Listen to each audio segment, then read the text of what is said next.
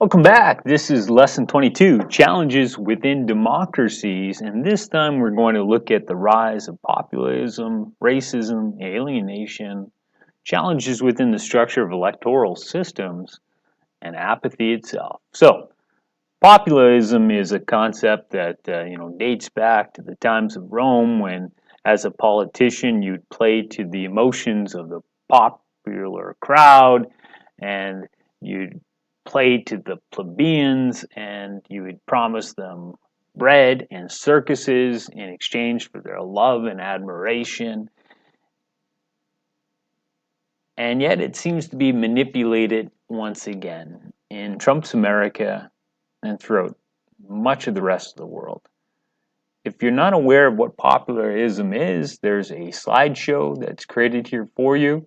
There's a report on the rise of populism by the Human Rights Watch of 2017 that looks at its spread around countries, including Trump's America, but elsewhere as well. You're seeing it to some extent here in Alberta.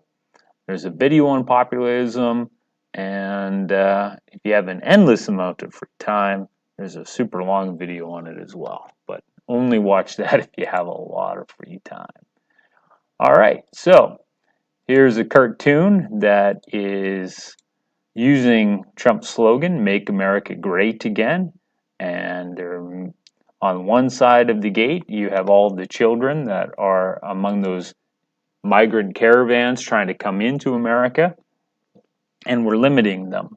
We're limiting their movement, and we're telling them you're not allowed to come to America. And this gate looks a lot like gates at places like Auschwitz. So they're making a comparison between fascism, populism, between Hitler and Trump. Here's a cartoon that's looking at the concept of populism, and you could be arguing, well, wait a minute, if you're doing what the people want, is that not democracy? So is the foundation of this populist movement we the people? Is the foundation representative government?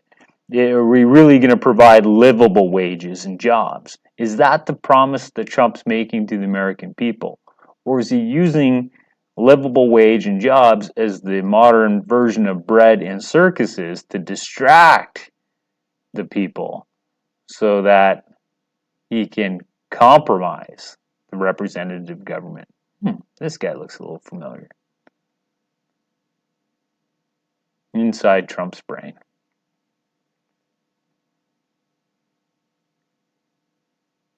So, late Birmingham news cartoonist Charles Brooks, a very famous cartoonist in America that definitely helped further the social agenda in the U.S., received death threats after cartoons such as this about the KKK, where it says mob terrorism and violence was basically the values or the characteristics of the KKK, and he's suggesting that the people of America could stop the KKK, but in a KKK-friendly place like Birmingham, Alabama, the people said you cannot question the KKK.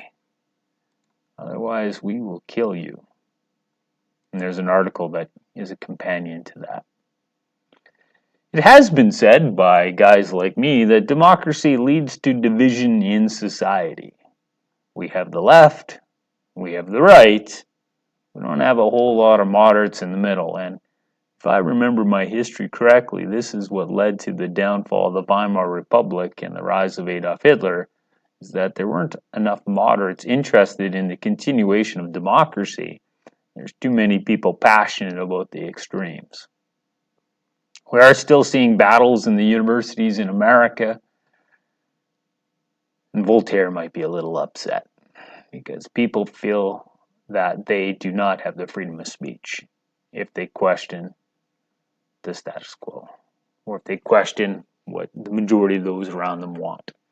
Here, this individual is suggesting, with his Make America Great hat again, that liberal people are intolerant. If you don't believe him, why don't you buy yourself a Make America Great hat and walk through the streets of a very Democrat city in the U.S. Walk through New York City, walk through Chicago with a Make America Great Again hat, and you can see the intolerance that people have towards non-liberals, conservatives. So liberals is founded on liberty, on freedom, but many liberals don't want conservatives to have the freedom of speech, because with that freedom of speech, they're going to say things that liberals disagree with. Interesting. And a connected note, another challenge for America and a challenge for democracies in general is racism. And unfortunately, we could update this with about 10 more links, right? That this was all created before 2020 and all the violence in the streets. But Black Lives Matter is a movement that has been around longer than 1 year. And unfortunately, there's been a lot of tension between the Blue Line and Black Lives Matter for years, as a disproportionate of African Americans seem to be targeted by American police. We have a quote. It's always good to give you a long quote to work your way through. It's by U.S. President Johnson in 1964, and he's talking about a great society. You need to look at this quote. You need to break this quote down. You need to know this quote going into your diploma exam, because this quote is a man talking about the evolution of his society. He's saying we have accomplished great things economically. Now we need to accomplish great things socially, and we need to distribute that economic wealth. He's talking about the evolution towards more modern liberalism, and it's a pretty profound statement. Here's the America of Johnson's time. This is America and Americans suggesting that if we allow desegregation in the 1950s, it'll lead to communism, because communism was the great enemy during the Cold War, and somehow race mixing is communism. Yeah.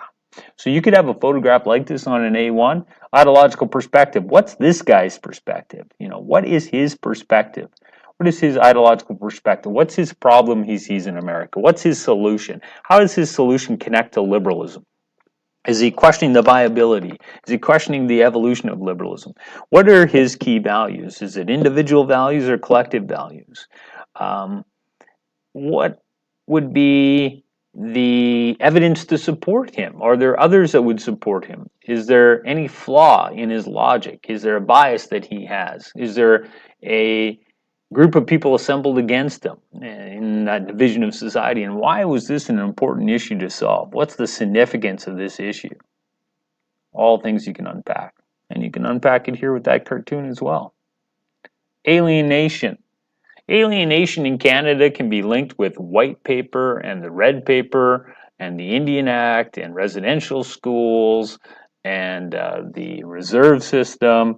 And we got lots of links to give you some history.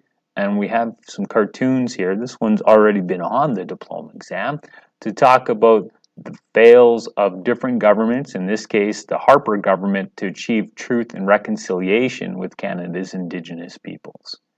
So definitely alienation is a challenge within democracy, and there are many alienated groups, and in Canada, one of the most alienated would be our Indigenous populations, and those 600 plus tribes that represent collectively the First Nations of Canada, and there's some background here for you.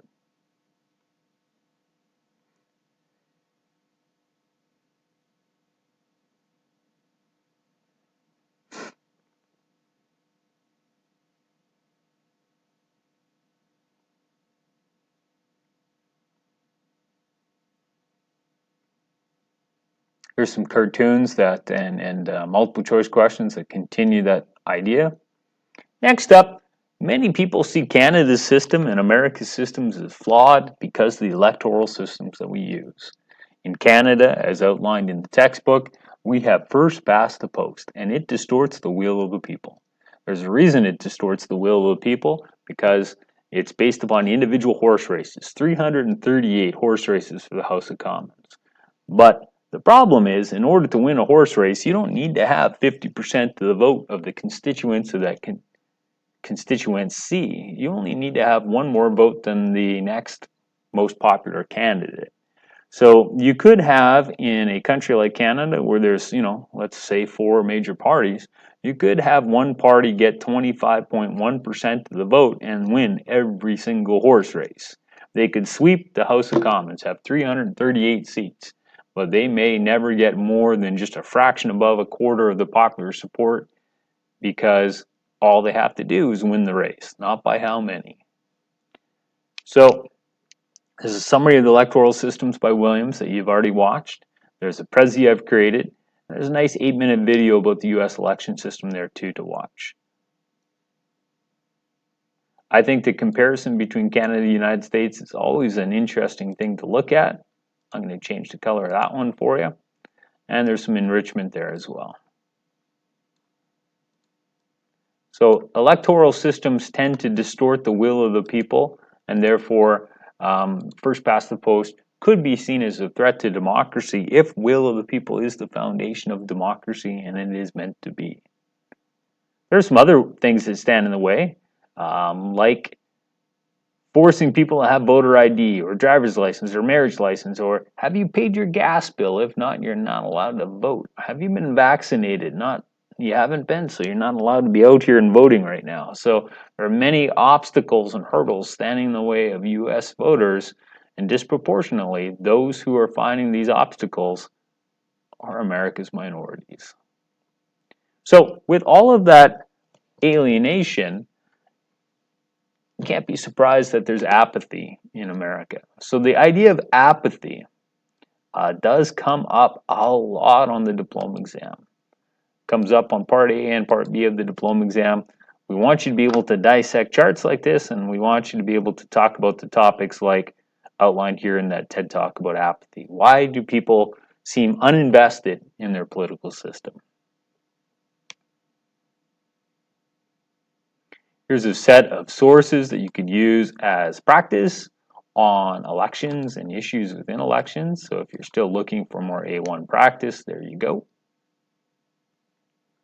There's some further links about elections and myths and maybe how we can go about combating some of the apathy. Some of these cartoons are suggesting citizens are using apathy as an excuse to not get involved. Now, Australia, they've found a solution. Or what about compulsory voting?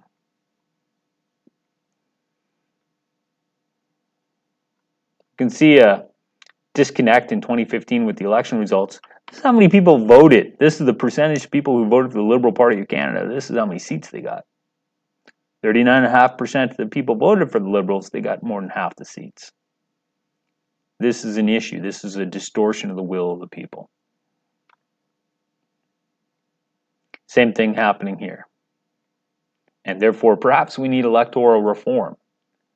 Now, elections may be bad in Canada, but they're not Zimbabwe bad when people are beaten, tortured, burnt, intimidated to not vote against the regime.